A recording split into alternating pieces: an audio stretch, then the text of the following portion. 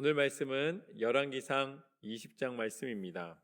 하나님의 손이라는 제목으로 함께 나누도록 하겠습니다. 말씀의 시작은 이렇습니다. 아람의 벤하닷 왕이 그의 군대를 다 모으니 왕 32명이 그와 함께 있고 또 말과 병거들이 있더라.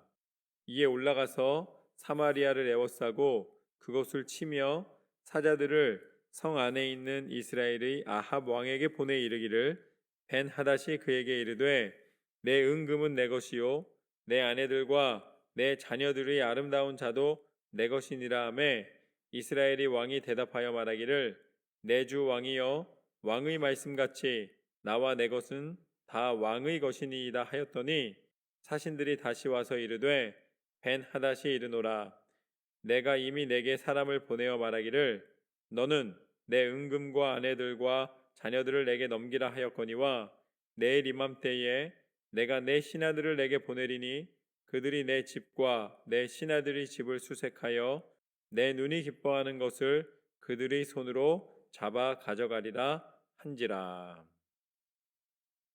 이제 아합 왕이 다스리는 이스라엘과 아람의 관계를 오늘 말씀을 통해 하나님은 보여주고 계십니다. 아람의 왕은 오늘 말씀처럼 벤하닷 왕이었습니다. 그가 군사력을 갖춘 다음에 이제 이스라엘을 공격하게 되는데 그때 사신들을 보내서 이 벤하닷이 이렇게 이야기를 합니다. 내 은과 금과 아내와 자녀들 그러니까 너가 가진 모든 것은 다 내 것이다 라고 이야기를 합니다. 그랬더니 아합이 뭐라고 대답을 합니까?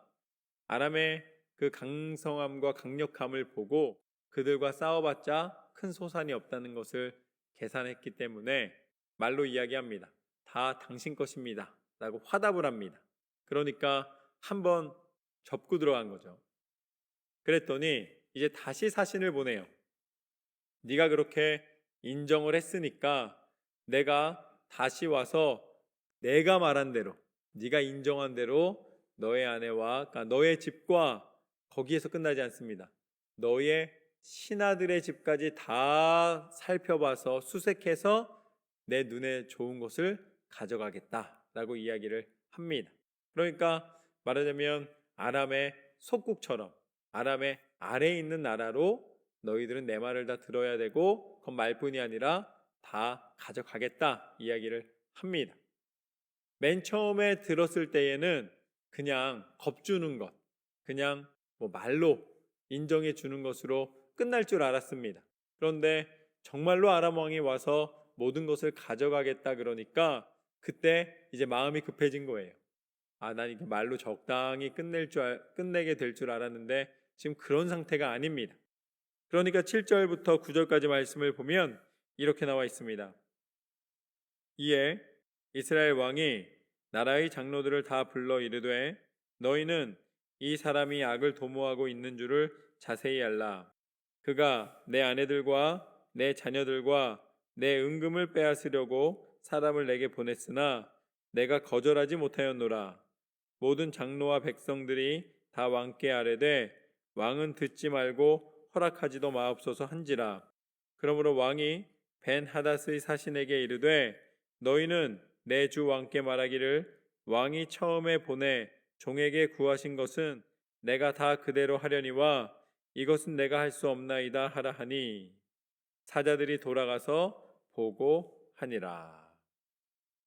그러니까 당신이 그냥 말로 이건 다 내 것이다 그랬을 때 당신 것입니다 이렇게 주거니 받거니 그냥 말만 한 것은 인정할 수 있지만 그러니까 자존심이 상해도 당신의 권위를 인정해 주는 건 할 수 있지만 진짜 가져가는 건 뭐라는 거예요? 해도 너무한다는 것입니다. 그건 안 된다는 거예요. 그렇게까지는 할 수 없다고 이제 리더들과 상의해서 대답을 합니다. 안 된다고 이야기를 한 거죠. 거절한 것입니다.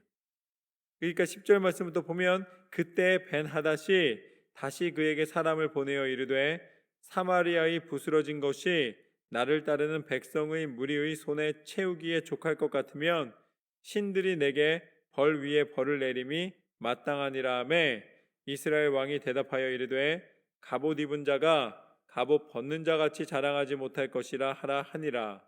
그때 벤하닷이 왕들과 장막에서 마시다가 이 말을 듣고 그의 신하들에게 이르되 너희는 진영을 치라 하매 곧 성읍을 향하여 진영을 치니라. 이제 아합 왕에게 했던 말에 대해서 너희 왜 말 안 듣느냐? 그러니까 거기에 대해 아합 왕이 뭐라고 대답을 하냐면 이 갑옷을 입는 자가 갑옷을 벗는 자 같이 이야기하지 말라는 것입니다. 그렇게 처신하지 말라는 거예요. 말하자면 그 모든 것이 때에 맞게 이야기를 하라는 것입니다. 내가 당신의 권위를 인정해 준 것만으로도 충분하다는 거예요. 더 이상 공격할 생각 하지 말라는 것입니다. 더 이상 요청하지 말라는 거예요. 지금 경우에 맞지 않다고 아주 단호하게 이야기를 합니다. 아합 왕이 그렇게 이야기를 하고 있는 모습을 보게 됩니다. 그랬더니 당연히 벤하닷이 어떻게 됐습니까? 화가 나죠. 자기를 무시한 거니까. 그러니까 군사를 이끌고 진영을 이루는 것을 보게 됩니다. 아직 결과는 몰라요. 이제 두 왕이 자존심을 건 싸움이 시작되기 바로 일보 직전입니다. 사실은 싸움이 시작된 거죠. 진영을 쳤으니까. 그렇지만 실질적으로 전쟁을 벌이지는 않고 전쟁에 돌입하려는 바로 그 순간이에요. 가장 이 긴장이 전운이 감도는 가장 이 무서운 밤이 되었습니다. 그때 13절부터 좀 길지만 21절까지 말씀을 보면 하나님께서 이렇게 나타내십니다. 한 선지자가 이스라엘의 아합 왕에게 나아가서 이르되 여호와의 말씀이 내가 이 큰 무리를 보느냐 내가 오늘 그들을 내 손에 넘기리니 너는 내가 여호와인 줄을 알리라 하셨나이다. 아합이 이르되 누구를 통하여 그렇게 하시리이까? 대답하되 여호와의 말씀이 각 지방 고관의 청령들로 하리라 하셨나이다. 아합이 이르되 누가 싸움을 시작하리이까? 대답하되 왕이니이다. 아합이 이에 각 지방 고관의 청년들을 계수하니 232명이요 그 외의 모든 백성 곧 이스라엘이 모든 자손을 계수하니 7,000명이더라. 그들이 정오에 나가니 벤하닷은 장막에서 돕는 왕 32명과 더불어 마시고 취한 중이라. 각 지방의 고관의 청년들이 먼저 나갔더라. 벤하닷이 정탐꾼을 보냈더니 그들이 보고하여 이르되 사마리아에서 사람들이 나오더이다 하매 그가 이르되 화친하러 나올지라도 사로잡고 싸우러 나올지라도 사로잡으라 하니라. 각 지방 고관의 청년들과 그들을 따르는 군대가 성읍에서 나가서 각각 적군을 쳐 죽임에 아람 사람이 도망하는지라. 이스라엘이 쫓으니 아람 왕 벤하닷이 말을 타고 마병과 더불어 도망하여 피하니라. 이스라엘 왕이 나가서 말과 병거를 치고 또 아람 사람을 쳐서 크게 이겼더라. 아멘. 하나님이 선지자를 보내십니다. 그리고 말씀하십니다. 여호와께서 말씀하시되 이 전쟁은 당신이 승리할 것입니다. 이 전쟁은 이스라엘이 승리할 것입니다. 그런데 어떻게 승리하겠냐고 물어보니까 고관의 청년들을 뽑아서 그들을 불러다가 이 전쟁의 선봉에 서게 하면 당신이 이길 것입니다. 이게 하나님의 계획이고 하나님의 뜻입니다. 그래서 계수해 보니까 232명이었어요. 232명의 고관의 청년들이 있었고 또 그곳의 백성들은 7,000명이었더라. 이 숫자와 이제 아람 군사가 싸우게 됩니다. 그런데 아람 왕이 진영을 친 다음에 하는 행동이 뭐냐면 그는 이 돕는 왕 32명과 더불어 마시고 취한 중이었다. 이게 무슨 소리예요? 이 전쟁은 해보나 마나다라고 생각하고 있었던 거예요. 우리가 이렇게 전력전으로 올 필요도 없었는데 내가 너무 괘씸해서 이렇게 왔을 뿐이지 이 전쟁은 우리한테는 너무 쉬운 전쟁이라는 거예요. 왜냐하면 숫자적으로나 전략적으로나 아람이 약하지 않았기 때문입니다. 자신이 있었어요. 당연히 이긴다고 생각을 했습니다. 그런데 그들이 몰랐던 것이 있습니다. 그게 무엇입니까? 그들의 기준과 그들의 능력과 하나님의 계획이 달랐다.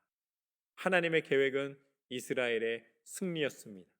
그래서 이스라엘의 고관의 청년들이 나가니까 어떻게 됩니까? 벤하닷이 뭐라 그래요? 그들이 항복해도 죽이고 나와서 싸워도 죽여라 라고 이야기를 합니다. 무슨 소리예요? 이건 그냥 이긴 싸움이기 때문에 그냥 앞뒤 보지 말고 그냥 다 파멸하라는 거예요. 그 정도로 내가 화가 났다라고 이야기를 하고 있는 것입니다.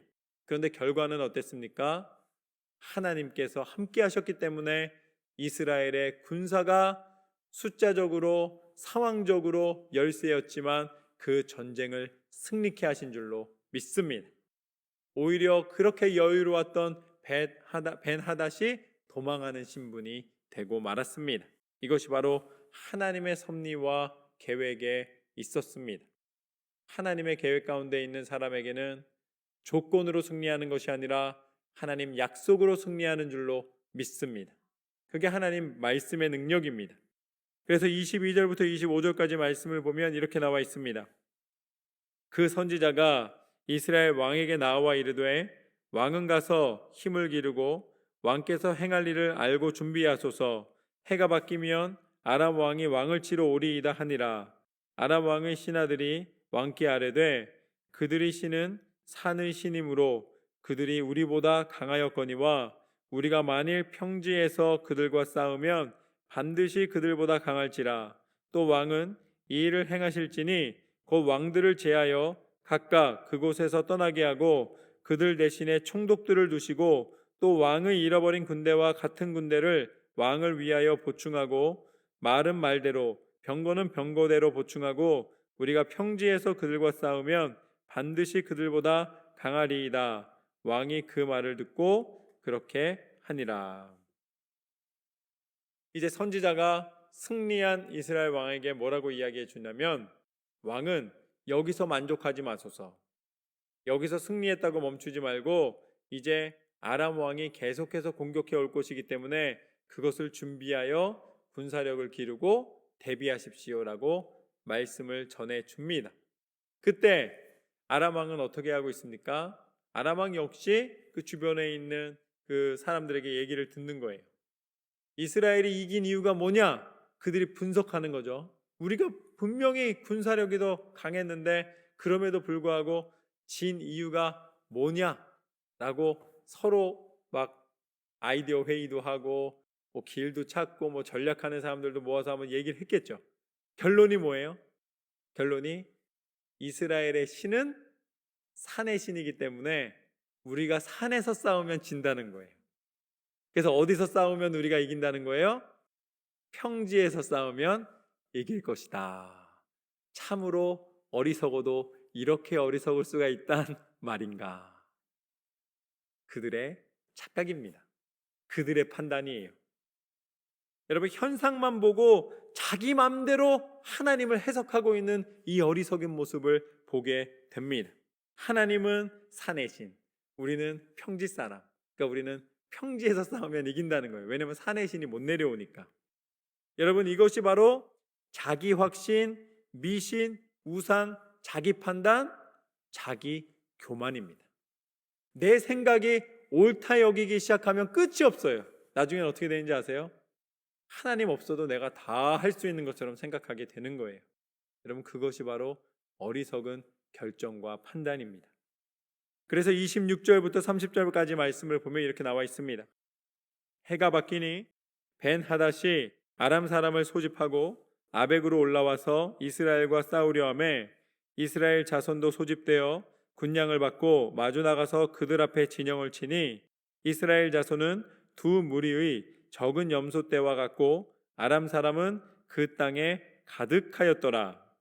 그때 하나님의 사람이 이스라엘 왕에게 나와 말하여 이르되 여호와의 말씀에 아람 사람이 말하기를 여호와는 산의 신이요 골짜기의 신은 아니라 하는도다. 그러므로 내가 이 큰 군대를 다 내 손에 넘기리니 너희는 내가 여호와인 줄을 알리라 하셨나이다 하니라. 진영이 서로 대치한 지 7일이라. 일곱째 날에 접전하여 이스라엘 자손이 하루에 아람 보병 10만 명을 죽임에 그 남은 자는 아벡으로 도망하여 성읍으로 들어갔더니 그 성벽이 그 남은 자 2만 7천 명 위에 무너지고 벤하닷은 도망하여 성읍에 이르러 골방으로 들어가니라. 이 베나닷이 각 지방에 있는 왕도 다 폐위시켜 버렸어요. 왜냐하면 왕들이 자기 나름대로 숨겨놓고 뭐하고 자기들끼리 계획하는 것도 다 없애고 총독을 세워서 자신의 왕권을 더 강하게 만들었습니다. 그리고 군사를 더 많이 모집했습니다. 그래서 이스라엘을 완전히 이길 수 있는 방법을 다시 만들었습니다. 거기에다가 산이 아닌 평지에서 전쟁을 벌이겠다는 그들만의 아주 훌륭한 계획까지 세운 거예요. 그런데 어떻게 됐습니까? 전쟁에서 무참하게 패했습니다. 그리고 남은 보병들이 왔는데 그 보병들은 적군에게 죽은 것이 아니라 성읍이 무너지면서 죽게 됐어요. 그러니 벤하닷은 그 위세가 등등했던 그 왕은 어떻게 된 것입니까? 이제 모든 것을 다 잃고 초라한, 어떻게 보면은 가장 강력한 나라라고 자랑했던 그 나라가 가장 약한 나라로 전락하고 마는 수모 가운데 있게 됩니다. 도망자의 신분이 되었습니다. 골방으로 들어갔다라고 표현하고 있습니다. 하나님이 이스라엘에게 완전한 승리를 허락하여 주신 줄로 믿습니다. 하나님 명령대로 이제 아람을 완전히 진멸해야 되는 것이죠. 그런데 31절부터 34절까지 말씀을 보면 이렇게 나와 있습니다. 그의 신하들이 그에게 말하되 우리가 들은즉 이스라엘 집의 왕들은 인자한 왕이라 하니 만일 우리가 굵은 배로 허리를 동이고 테두리를 머리에 쓰고 이스라엘이 왕에게로 나아가면 그가 혹시 왕의 생명을 살리리이다 하고 그들이 굵은 배로 허리를 동이고 테두리를 머리에 쓰고 이스라엘의 왕에게 이르러 이르되 왕의 종 벤하닷이 청하기를 내 생명을 살려 주옵소서 하더이다. 아합이 이르되 그가 아직도 살아 있느냐? 그는 내 형제이니라. 그 사람들이 좋은 징조로 여기고 그 말을 얼른 받아 대답하여 이르되 벤하닷은 왕의 형제니이다. 왕이 이르되 너희는 가서 그를 인도하여 오라. 벤하닷이 이에 왕에게 나아오니 왕이 그를 병고에 올린지라. 벤하닷이 왕께 아뢰되 내 아버지께서 당신의 아버지에게서 빼앗은 모든 성읍을 내가 돌려보내리이다. 또 내 아버지께서 사마리아에서 만든 것 같이 당신도 다메섹에서 당신을 위하여 거리를 만드소서. 아합이 이르되 내가 이 조약으로 인해 당신을 놓으리라 하고 이에 더불어 조약을 맺고 그를 놓았더라. 여러분 어떤 모습이 보이십니까?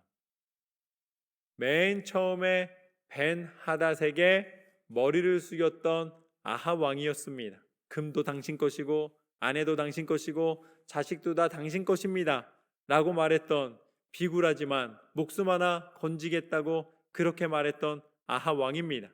그런데 전세가 완전 역전됐어요. 이게 어떻게 됐습니까? 거꾸로 됐어요. 누가 목숨을 구걸하고 있습니까?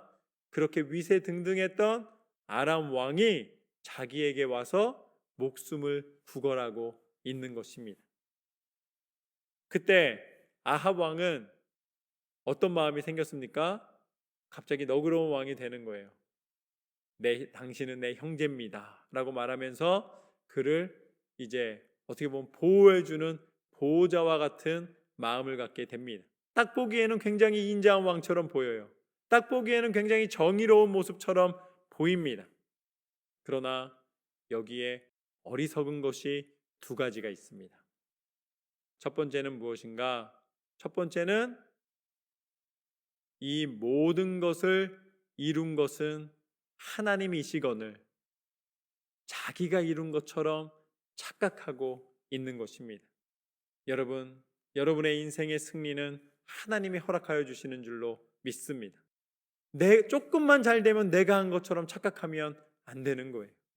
지금 이 아합 왕은 자신이 승리한 줄 알고 있는 거예요. 그리고 나중에 두 번째는 무엇이냐면 아합이 벤하닷이 살았다고 그랬을 때 뭐라고 표현합니까? 그가 아직도 살아있느냐? 라고 물은 것은 그 전쟁에서 그를 살릴 마음이 없었다는 거예요.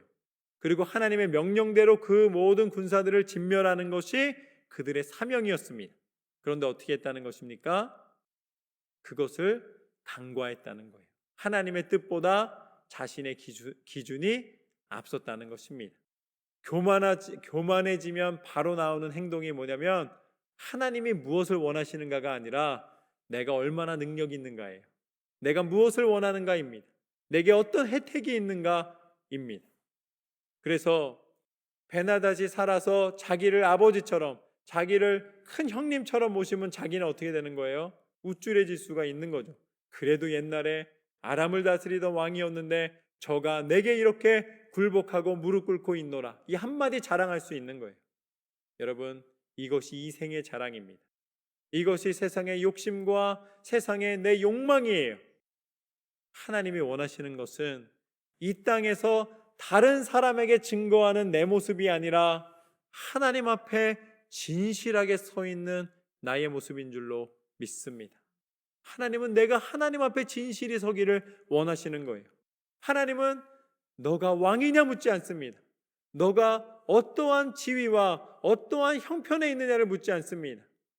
내가 나의 사람이냐.